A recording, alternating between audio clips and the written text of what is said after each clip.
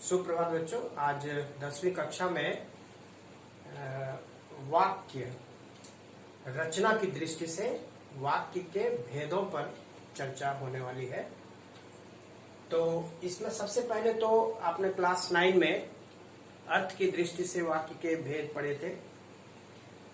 अर्थ और रचना दोनों अलग अलग चीजें हैं। रचना मतलब वाक्य का विन्यास, वाक्य का कंपोजिशन, वाक्य की संरचना, और अर्थ मतलब उससे निकलने वाला जो भाव है। ये मौलिक अंतर है। आज रचना की दृष्टि से हम वाक्य भेद की चर्चा करेंगे। वाक्य के भेद रचना की दृष्टि से 3 प्रकार के होते हैं। सरल वाक्य, संयुक्त वाक्य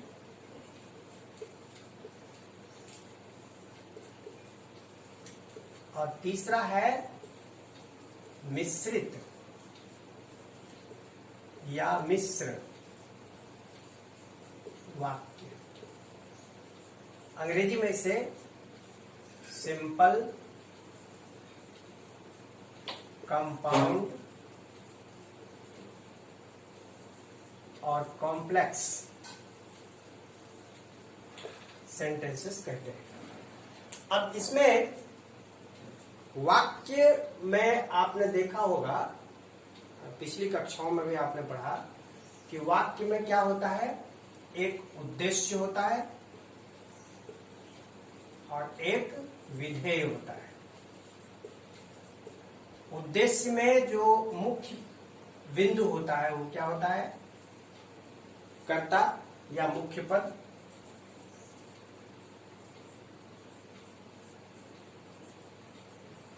विधेय में क्रिया और कर्म, कर्म हो भी सकता नहीं भी हो सकता, क्रिया का होना आवश्यक है। तो ये 2 पार्ट किसी भी वाक्य के मोटे तौर पर होते हैं। एक उद्देश्य होता है, दूसरा विधेय होता है। इसी को अंग्रेजी में सब्जेक्ट और प्रेडिकेट कहते हैं। उद्देश्य का जो मुख्य तत्व है वो कर्ता है या मुख्य पद है। विधेय में कर्म और क्रिया। ठीक है। अब देखिए, सरल वाक्य, जैसा कि नाम से ही लग रहा है आपको, ये बड़ा सरल है, सरल सिंपल है। मतलब जिसमें एक मुख्य क्रिया हो।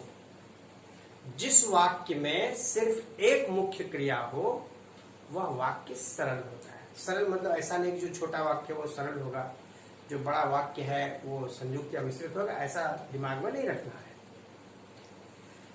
सरल वाक्य की पहचान यही है कि जिस वाक्य में सिर्फ एक मुख्य क्रिया हो वह वाक्य सरल होता है। वह कितना भी लंबा हो, मुख्य क्रिया एक ही होनी चाहिए।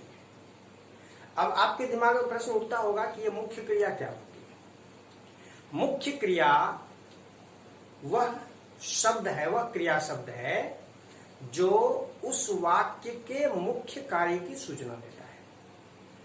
कभी कभी वाक्य में हम एक से अधिक क्रियाओं का प्रयोग कर देते हैं, लेकिन उसमें क्रियापद अलग अलग जरूर होते हैं, लेकिन उसमें मुख्य क्रियापद एक ही होता है।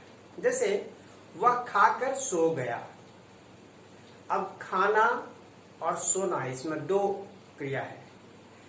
तो मुख्य क्रिया क्या है, सोना, क्योंकि इसी के बारे में मुख्य रूप से बताया जा रहा है। तो मुख्य क्रिया की परिभाषा क्या दिमाग में रखेगा कि जो क्रिया वाक्य के अंत में लगकर वाक्य को संपन्न कर दे, पूरा कर दे, वह किसी वाक्य की मुख्य क्रिया होती है।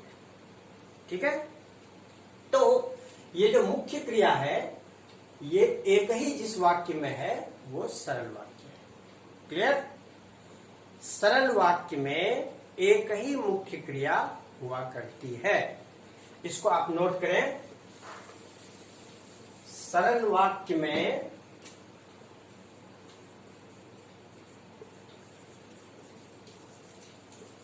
एक ही मुख्य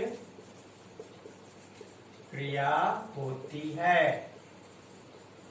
ठीक है। अब जो बाकी दो संयुक्त और मिश्रित, इसमें थोड़ा जो अंतर है वो आपको समझने की आवश्यकता है।